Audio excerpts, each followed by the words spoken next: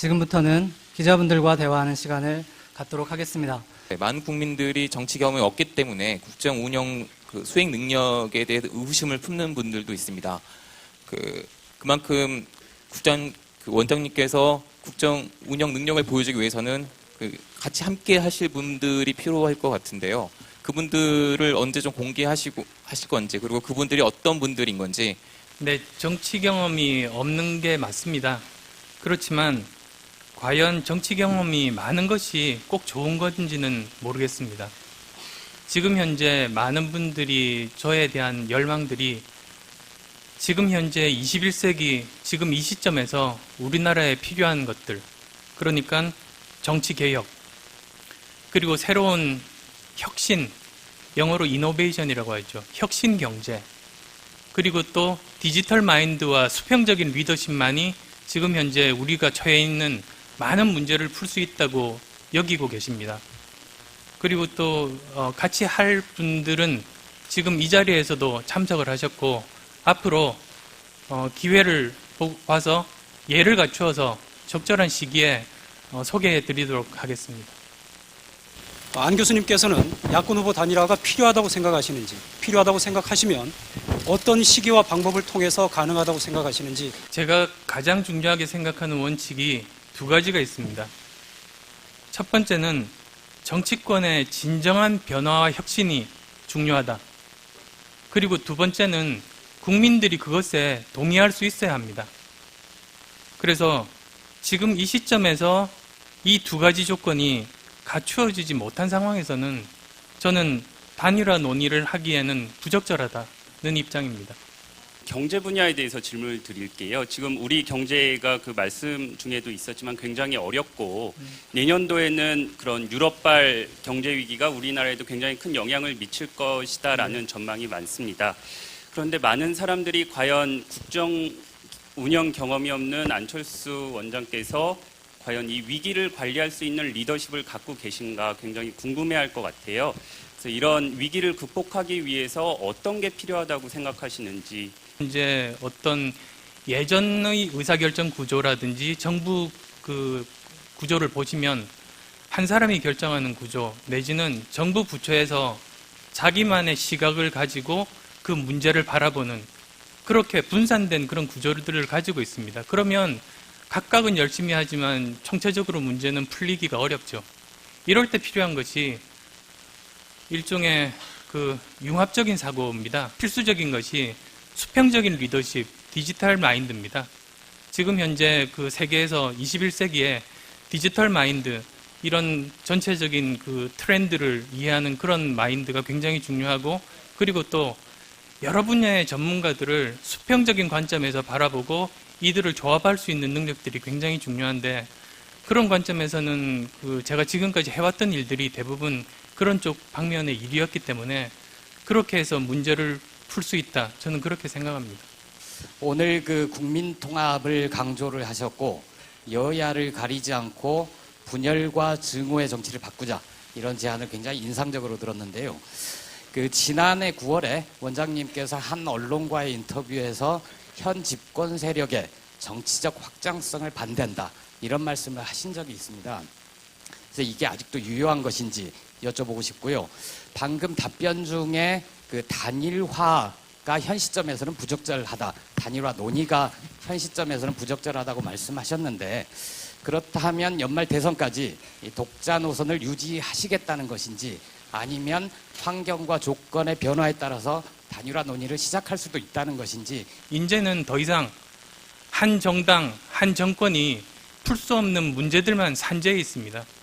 그래서 이런 경우에 문제를 풀기 위해서는 어떻게 해야 되는지에 대해서 제가 작년 9월 이후로 계속 그 분야에 대해서 많은 고심을 했습니다. 그래서 저 나름대로 이제 결론을 내린 것이, 결국은 요즘 모든 대선 후보들께서 강조하고 계시지만 정말로 통합과 화합이 필요하고, 그런데 그게 대통령이 된 이후에, 정권을 잡은 이후에 통합은 저는 불가능하다고 판단했죠. 그래서 선거 과정부터 정말로 정당하게 그렇게 경쟁을 하자, 그런 제안들을 드렸습니다. 그래서 결국은 제가 제안 드린 그 이유는 한 가지입니다. 국민에게 희망을 드리자는 겁니다. 그리고 그 시기는 제가 이제 두 후보께 제안을 드렸는데요. 만나는 시기는 빠르면 빠를수록 좋겠습니다. 내일이라도 만나자고 하시면 만나겠습니다. 답을 기다리겠습니다. 노무현 정부에 대한 평가를 어떻게 내리고 계신지 궁금하고요. 좀 구체적으로 말씀드리면 공과 가, 어떤 걸 잘하고 어떤 걸 잘 못했다고 평가하시는지. 가장 큰 공이라고 하면 그 위에서 아래로의 그런 일종의 권위주의 타파, 그게 우리 사회에 장기적으로 미치는 영향이 굉장히 저는 크다고 생각합니다. 사회 곳곳에서. 그래서 공이라고 하면 저는 이제 그것을 들고 싶고, 과라고 한다면 이제 아마 많은 분들이 동의하실 수 있을 것 같은데요. 그 재벌의 경제 집중, 그리고 빈부격차 심화, 그건 굉장히 그 큰 과라고 생각합니다. 안 원장님에 대한 그런 의혹들이 많이 제기돼 있고요. 또 앞서 금태섭 변호사님이 기자회견을 열어서 민간인 사찰이 이뤄진 것 같다고 또 그런 주장을 하셨는데, 앞으로 이런 네거티브 공세에 대해 어떻게 대응하실지 궁금하고요. 다음에 민간인 사찰 의혹 부분에 대해서 어떤 입장이신지. 정당한 검증에 대해서는 계속 성실하게 답할 생각이고, 이 자리에 있는 사람은 모두 답해야 되는 의무가 있다고 생각합니다. 다음 질문 받겠습니다. 그리고 이제 민간인 사찰 이제 부분에 대해서는 상식적으로 민주주의에 반하는 공권력의 남용의 최악의 형태라고 생각하고, 이 부분에 대해서는 국회 국정조사를 통해서 발본색원 뿌리를 뽑아야 된다고 생각합니다. 대통령 후보로 나서겠다고 결심하기까지 굉장히 오랜 시간 고민을 하셨는데요. 그 고민을 끝내게 된 가장 큰 기점이라든지 계기가 있었다면? 네, 지난 2달 책을 내고 2달 동안 그 비공개 일정을 소화를 했습니다. 그런데 그 이유가 우선은 첫 번째로는 양대 정당에서 경선이 진행되고 있는 가운데서 제가 바깥에서 그렇게 떠들썩한 공개 행보를 하는 게 저는 예의가 아니라고 생각했습니다. 또 두 번째로는 그 농촌, 그리고 정말 실직자 가장분들, 그런 분들 찾아다닐 때 만약에 공개 행보를 해서 수십 명 내지 수백 명의 기자분들이 와서 주위를 둘러싸고 있는 가운데서 대화를 했다면 그분들 주눅 들어서 절대로 말씀 못 하십니다. 그리고 또 오랜 시간 동안 이야기할 수도 없고요. 그래서 제가 고생하신 여러 기자분들께는 굉장히 죄송하게도 비공개로 그분들을 만나니 그분들이 정말로 진솔한 자기 이야기를 시간 제한 없이 충분히 해주셨습니다. 그리고 그런 것들이 제가 그 고민을 끝낼 수 있는 가장 큰 그런 도움이 됐다. 그렇게 이제 말씀드릴 수가 있을 것 같고요. 앞으로의 행보는 공개로 하겠습니다. 3시 42분. 네. 자, 기자회견 개시 42분 만에 15분 동안의 수락 연설, 그리고 나머지 기자들 답변에 응하는 그런 시간이 있었는데요. 저 조명 세팅하고 있습니다. 네. 자, 어떠세요? 지금 막 옆으로 지나가고 계신데. 네. 서희석 교수님. 서희석 교수님 무슨 얘기하고 오셨어요? 네. 뭐 보신 거예요? 따로 만나자고. 따로 만나자고? 아주 기민하게 지금 네. 이제 우리 서희석 교수님 방송하다 어디 가셨나 했더니 잠깐 나중에 만나자고 인사하고 오셨답니다. 네네네. 자, 간단하게 제가 명세 기자니까 정리를 좀 해드릴게요. 네. 15분 동안에 스스로 당선이 문제가 아니라 내가 잘 이 책임을 맡아서 할 수 있을지를 고민하기 위해서 많은 분들을 만났다. 그 결과 답을 내놓겠다. 정치 쇄신을 열망하는 국민들의 기대에 부응하겠다라는 취지로 해서 수락 연설을 했고요. 흑색선전, 분열 있어서 안 되겠다라고 네. 하는 취지에서 문재인 후보와 박근혜 후보 국민 앞에서 국민을 증인으로 해서 만나서 정책 약속하자. 당장 내일이라도 좋다. 이런 식으로 말씀하셨어요. 조직이 없다. 그 대신 빚이 없다. 정치 경험 없지만 국민들 얘기 들었다. 라는 취지로 국민들의 최소한의 불안까지도 일축시켜 주셨습니다. 네. 끝으로 기자가 하고 있으니까 핵심을 얘기하면 진심의 정치하겠다. 이런 취지로 얘기했고요. 이제 기자들 질문을 봤는데 저희 팟캐스트를 대표해서 제가 질의를 좀 늘려고 했는데 간사를 통해서 이미 정치부 기자들이 다 했대요. 그래서 질문을 못 드렸습니다. 저희가 지금 이 실내 그 통행을 저희가 방해하고 있으니까 네네네. 자세한 내용 그리고 질의응답 내용은 나가서 저희가 전달해 드리도록 하겠습니다. 네. 자, 나갑시다. 죄송합니다. 죄송합니다. 네, 저희는 네. 방금 안철수 기자회견 끝내고 네. 이 로비로 나왔습니다. 네, 예. 정말 아까 저기 안철수 원장님 나가시는 건지 뭔지 인파가 어마어마하게 몰려 있었어요. 이 반대쪽에도 한 500여 분 모여서 야. 335 모여서 네. 말씀들을 나누는 걸 들었는데 네네네. 아주 감동이다 뭐 이런 네, 얘기를 하셨어요. 근데 저도요. 마지막 윌리엄 깁슨이라고 하는 분의 네. 말을 인용해서 수란 연설을 하셨는데 미래는 이미 와 있다. 단지 널리 퍼져 있지 않을 뿐이다. 그렇습니다. 널리 퍼져 미래는 있을 이미 뿐이다. 우리 앞에 네. 와 있습니다. 네네. 이렇게 클로징을 했어요. 그래서 질의응답이 있었는데 별 중요한 내용은 없는데 단일화에 대한 부분이 있었는데 단일화에 대해서 그 기자들이 얘기했을 때 아직 부적절하다고 했더니 벌써 조선일보가 안철수 부적절하다 이렇게 얘기했다고 그럽니다. 근데 오늘 안철수 원장이 단일화에 대해서 부적절하다는 건 적절한 얘기입니다. 왜 적절하냐면요. 네. 이제 정치 시작한 지 30분 됐습니다. 네. 그러니까 너무나 당연한 거죠. 지금 이제 정치의 구체성을 실현한 적도 없는데 네. 벌써 단일화 얘기를 한다면 말이 안 되는 거죠. 맞아요. 네, 이런 또 중요한 안철수 이제 후보에게 지금까지 원장에게 교수에게 있었던 것은 일종의 인기 같은 겁니다. 근데 이제부터 시작되는 것이 지지율이라고 말할 수 있는 것인데 그 지지율을 그 실체를 확인하고 필요하면 단일화도 얘기하는 거고 그럴 수 있는 것이지 벌써부터 단일화 얘기하는 것은 너무 정치적인 생각과 공학적 접근이다 이렇게 말씀드리겠습니다. 네. 단일화와 관련돼서 하신 말씀은 이거였어요. 진정한 변화를 원하는 국민들, 새 정치에 대한 열망을 실망시키지 않겠다. 라는 취지로 대신하셨는데 네. 오늘 안철수 원장이 했던 행동, 오늘 기자회견 어떤 의미를 갖는가 딱 한 이를 줄 얘기하기 전에 또 주요 기자회견 질의 내용을 좀 정리를 해드려야겠어요. 네네네. 자세한 내용은 한겨레나 경향신문에 나옵니다만은 이를테면 민간인 사찰 네. 관련해서는 준엄한 엄중하게.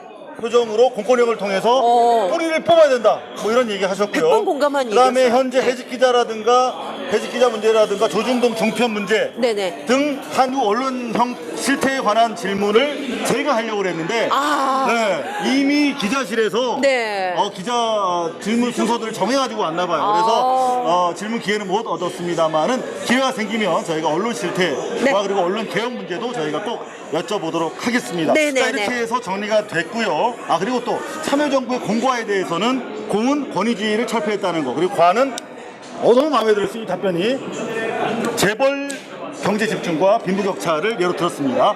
하여튼 이렇게 간단하게 정리해 드릴 수 있고요. 오늘 의미를 우리 서혜성 교수님 안철수 후보가 들어갈 때 그리고 나갈 때 유일하게 이야기한 민간인인데요. 깜짝 놀랐어. 어떻게 정리하실 수 있을까요? 네, 한마디로 정리하면 이렇습니다. 지금까지 안철수는 컴퓨터 백신을 만드는 사람이었습니다. 그러다가 작년 9월 이후에 서울시장 선거죠. 사회적 백신이 되었습니다. 드디어 오늘부로 정치적 백신으로 되겠다고 자임한 것입니다. 사회적 백신에서 정치적 백신으로 점프. 네, 그렇습니다. 네네네. 한마디로 요약하면 그렇게 되겠습니다. 안철수 원장이 오늘 기자회견에 오늘 문화적으로 분석하자면요. 저 입구에서 어떤 옷을 입고 올 것이다. 어떤 포즈를 취할 것이다. 어느 문으로 들어올 것이다. 다 맞췄어. 다 맞췄어. 혹시 안철수 후보의 문화 배우? 전혀 아닙니다. 개인적으로 알긴 하지만 그런 건 전혀 아닌데. 근데 다 맞췄어요. 그러니까 대통령이 되겠다고 선언하려면은 무대 뒤가 아니라 국민들 속에서 걸어 나올 것이다. 예, 근데 분명하게 보여준 건 오늘 한마디로 요약하면 정말 영어로 표현하겠습니다. 나이스했다. 나이스했다. 그 구조는 크게 두 가지로 훌륭했습니다. 하나는 기본적으로 새로운 비정치적 언어를 사용했다는 겁니다. 그러니까 되게 이런 정치적 설명을 하게 되면 정말 정치적 언어를 사용하게 됩니다. 그런데 의도적으로 철저하게 비정치적 언어를 사용했다. 그리고 그 비정치적 논리를 동시에 감성과 연결했다. 그리고 메타포가 있는 언어를 구사했다. 그러니까 사실 우리나라 정치 언어 굉장히 저질입니다. 그러니까 나쁜 정치 이런 수준의 선과 악을 구분하는 아주 초보적인 수준에 있는 것인데 오늘 마지막 깁슨 얘기를 인용했던 것처럼 상당히 고도의 그 정치적 언어를 구사했다. 네, 그렇습니다. 그런데 이 대목에서 저희가 오늘 한국 선거 방송 사상 최초로 연예인이 중계를 했어요. 바로 곽현아 씨. 네, 저도 오늘 소감 한 말씀 좀 전해주시죠. 정말 가슴 뭉클했고요. 뭐랄까, 이 대선 후보 연설하시는 거 저는 기존에는 이렇게 언론을 통해서 봤지만 제가 직접 얼굴도 뵙고 육성을 통해서 말씀을 들으니까 너무나도 가슴 정말 뭉클한 역사의 그리고 현장이지 않나. 들어오실 때 사랑한다고 아니, 나는 문재인 후보 후보님도 똑같이 사랑해요. 네, 전 똑같이. 저절로 나온 거죠? 아니 저도 모르게 입에서 사랑해요 이렇게 튀어나오게 되더라고요. 그렇습니다. 그때 네. 그 순간 제가 서혜성 교수님 얼굴을 봤습니다. 네. 처참하게 일그러지고. 한 가지 말씀을 드리겠습니다. 여러분, 뭐 기자회견 생방송 보시고 또 이따 뉴스도 보겠습니다만은 안철수 후보는 처음부터 끝까지 단 한 번의 원고도 보지 않았습니다. 아주 중요한 맞아요. 말입니다. 그리고 단 아무런 프롬프트도 의지하지 않았습니다. 프롬프터 본 거 아니에요? 예, 아닙니다. 없었어요. 질의응답까지 포함해서 단 한 번도 말을 더듬지 않았습니다. 단 한 단어도 틀리지 않았습니다. 네. 이거 아주 중요한 말입니다. 왜냐하면 안철수는 내부적으로 굉장히 조직화되어 있는 사람입니다.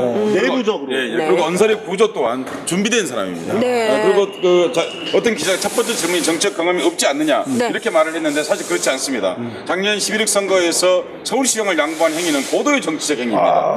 그리고 지금까지 우리 헌정사상 서울시장을 양보한 정치는 한 번도 없었습니다. 네, 없었어요. 그런 점에서 현재까지 폭넓은 정치 그리고 포용의 정치 그리고 양보할 수 있는 정치력을 발휘한 실질적인 증거를 보여준 유일한 사람이다. 네. 이렇게 말을 하물며 서혜성 교수도 이 말씀하시면서 두 번을 더듬었는데 네. 오늘 안철수 후보 한 번도 더듬지 않았어요. 저 근데 무대에서 그 장애우를 배려하시는 모습도 맞아. 굉장히 감동이었어요. 옆에서 동시통역했다. 네. 이거 장애우들을 위해서 이렇게 수화를 하셨는데 그래서 이 정말 국민과 잘하시더라고요. 소통하는 배려의 정치를 하시는 분이란 게 더 믿음이 가는 거죠. 맞아요. 네. 그렇습니다. 사실 저희가 발뉴스 국민 팟캐스트를 자임하고 있습니다만은 여전히 듣보잡 팟캐스트에 불과합니다. 사실 저희가 기자들 사이에서 당당하게 껴서 질문을 하려고 그랬는데 네. 그 질문 리스트에 끼지 못했어요. 여하튼 저희가 반드시 팟캐스트들이 모여서 대선 후보들 특히 우리 안철수 후보를 모시고 다양한 질문 국민들이 원하는 질문을 할 수 있도록 네. 발뉴스가 열심히 뛰도록 하겠습니다. 그리고 조금 전에 저희가 방송 준비하고 있는데 네네네. 빵이나 이렇게 커피 이런 걸 가져다 주신 분들이 있었어요. 다시 한번 우리 정말? 발뉴스와 감사합니다. 미디어 비평 라디오 개나바를 지지해 주시는 여러분들에게 인사 한번 네. 할까요? 네, 제 얘기 다 안 했는데. 인사 먼저 하고 감사합니다. 발뉴스를 사랑해 주시는 국민 여러분, 저희가 안철수 후보를 포함해서 국민들이 알고 싶은 현장 열심히 뛰도록 하겠습니다. 감사합니다. 네. 감사합니다. 네. 교수님 뭐 하실 말씀 있다고? 꼭 말씀드리고 싶은 건 안철수 원장이 출마 선언 핵심 요지에서 출마하게 된 배경을 얘기한 건 이런 얘기입니다. 나는 그동안 많은 사람과 만났다. 그리고 고단한 삶을 살고 있는 그 사람들이 나에게 많은 얘기를 했는데 그 사람들은 도리어 나의 스승이었다. 이게 지금까지 우리나라 정치인 중에서 주권자를 스승이라고 말한 것은 처음이었습니다. 더구나 선생님이잖아 자기가. 교수님인데 교수님이 정말 스승이라고 서울대학교 높이니까. 선생님. 나 놀랄 것 같아. 그러면서 또 하나는 아니 나 안구건조 때문에. 쓰러뜨리면 안 돼. 왜 이래? 저기 뭐 아무런 정치적 의도가 없고요. 예. 바람이 불어서. 바람이 불어서. 이거는- 바람이 불어서 그런 거. 예. 네, 지금 주변 분들이 저희가 이 사람들은 뭐 하나.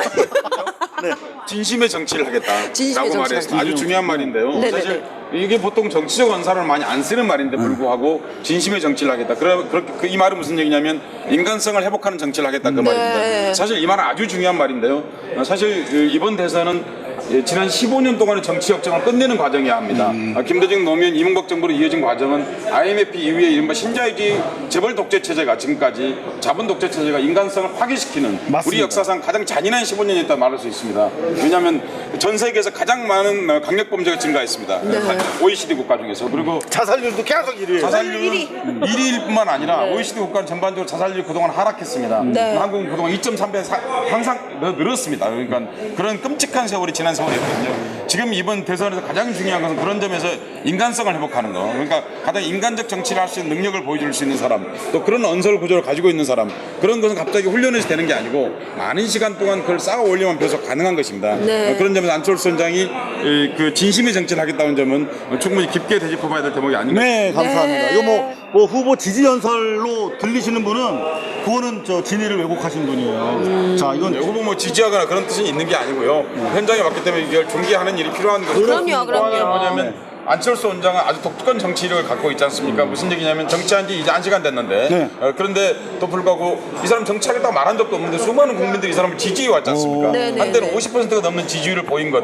왜 국민이 그런 주권자들이 이 사람의 그런 지지율을 버리는 특히나 20대, 30대, 40대가 넓은 지지를 보냈는가 그 내면을 지금 해부해서 여러분에게 설명을 드리고 있는 것이죠. 또 한 가지 꼭 말씀드리고 싶은 것은 네. 안철수 잠시 저희가 전하는 말씀을 드리겠습니다. 이게 저희가 끊어가야 되는데 네. 오늘 저희가 또 감사드리고 싶은 분들이 많이 있어요. 네네. 저희가 지금 카메라 잡고 계신 우리 김영우 대표 PD 네, 네. 지금 보시다시피 오른발에 기부스를 했어요. 깁스 있어. 네, 정상인의 몸이 아닌데도 네. 카메라가 오늘 좀 유난히 흔들리는 걸 보셨을 텐데 여러분 네네네. 아픈 몸으로 기부스한 발로 여러분들한테 끝까지 카메라를 놓지 않고 있는 저 마음, 그리고 지금 저 실내에서보다 실외로 나오니까 키가 커지지 않았어요, 박현아 씨? 이 하이힐을 방송을 위해서 조금 전에 벗어주셨어요. 그런 국민의 눈높이와 함께 하려는 이런 또 마음, 헌신적인 마음으로 여러분들 발뉴스 지금 시청하고 계십니다. 네, 전해주시죠. 안철수 원장이 했던 말 중에 중요한 말 한 가지가 또 뭐냐면 이 빚이 없다고 표현했지 않습니까? 데트.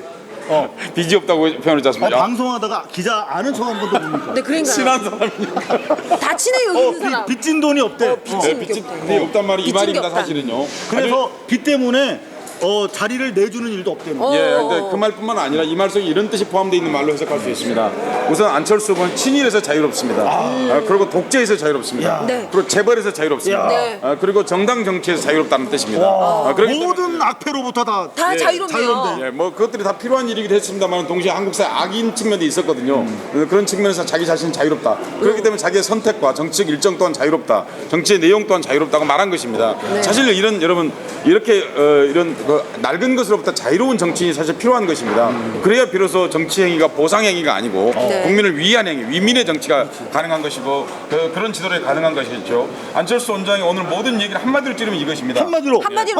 안철수 원장의 말을 그대로 빌려서 말하겠습니다. 네네. 낡은 물줄기와 미래 가치가 충돌하는 대선이다 지금 이것이. 이게 가장 중요한 말입니다. 이 말은 좀 어려운 이제 사회학 용어로 이른바 비동시성의 동시성이라는 것이거든요. 그러니까 어렵다. 그러니까 뭐냐면 서로 다른 두 것이 충돌하고 있다는 것입니다. 네. 그러니까 이런 거죠. 한쪽에서는 민주주의를 말하면서 한쪽엔 철저하게 봉건적 형태를 우리 정치와 재벌이 유지하고 있지 않습니까? 바로 그것이 사회는 디지털 사회이고 민주사회의 조건 자체는 완전한 그런 사회인데 불구하고 다른 어떤 재벌, 사실상 재벌 독재, 어떤 정치인 잘 알고 있지 않습니까? 이름은 굳이 말 않겠습니다.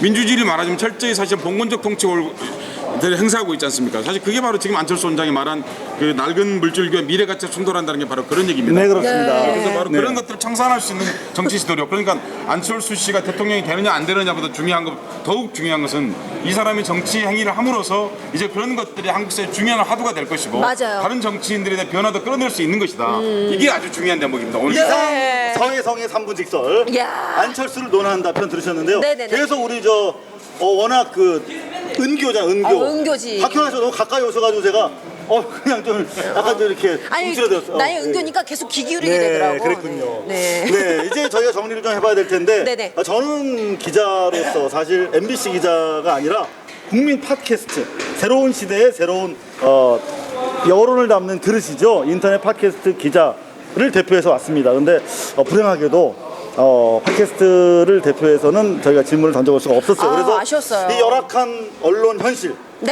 MB 정부 치하에 많은 기자들이 거리로 나앉았고 지금 이 시간에도 좋은 기자, 좋은 PD들은 드라마 센터나 브런치 빵을 지금 굽고 있는 상황입니다. 그런 현실에서 언론 개혁 문제를 좀 질문을 하려고 했는데 질문 못해서 꼭 여쭤보도록 하겠고요. 정말 오랜만에 우리가 기대했던 것은 정치인의 정치적인 어떤 그 닳고 달아빠진 슬로건이 아니라 진정성 있는 인간의 약속이 아니었는가 하는 언어의 회복 뭐 그런 느낌을 가졌는데요.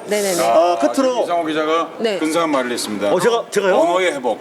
사실 정치는 언어로 하는 것입니다. 왜냐하면 정치는 총알을 안 쓰겠다고 이른바 민주제도를 시작한 것이거든요. 제가 한 말이에요. 그러니까 무슨 얘기냐면 사실 진정성 회복이라는 건 언어에 있는 것입니다. 정치는 말로 하지 않습니까? 그러니까 그 언어를 회복하는 느낌을 대중이 전달받았다고 하면 안철수는 오늘 성공한 것입니다.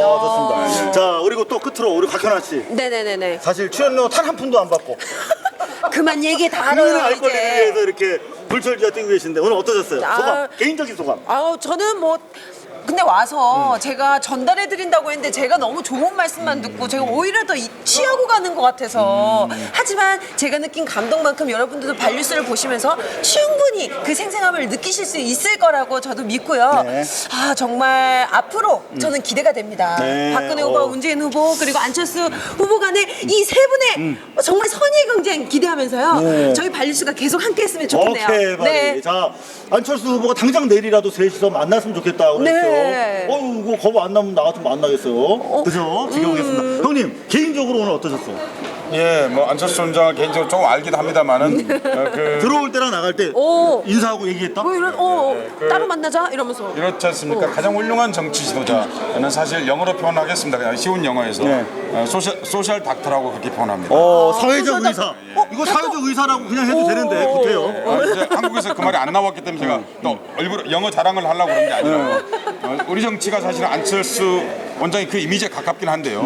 여야를 떠나 사실은 진정한 의미에서 사회적 의사가 되어야 하는 것입니다. 그러니까 국민의 고통을 치유하고 네. 아픈 곳에 정치가 깃들어야 하는 것이거든요. 그런데 지금 있는 자들에게 정치가 가 있고 사실 있는 자를 위해서 법과 정치가 존재하는 것을 우리가 그걸 독재라고 하는 것입니다. 눈물 나려고 그래. 그러니까 그런 정치는 필요 없습니다. 네, 좋습니다. 약자와 힘없는 자에게 정치와 법이 필요한 것입니다. 안철수 원장이 오늘 출마로 이제 대선의 삼각구도가 형성되었습니다.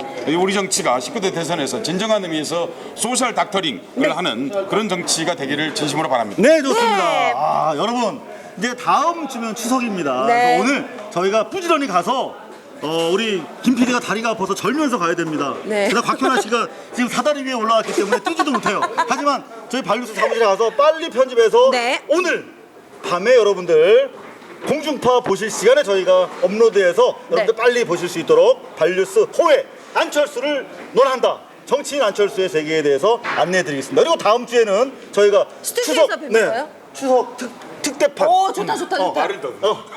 반류스 11호 네. 추석 여러분들 귀향길에 오선도선 여러분들 함께 나누실 수 있는 정감 있는 얘기와 MB 정부의 어떤 부패 그리고 고발. 네, 종합 세트로 네. 저희가 준비할 거잖아요. 네, 친척 지인들과 함께 네네. 씹으실 수 있는 다양한 안주거리를 네, 저희가 씹을 다음 수 주에 또 있는. 준비해드리도록 하겠습니다. 오늘 시청해주신 우리 국민 여러분 감사 인사 드리겠습니다.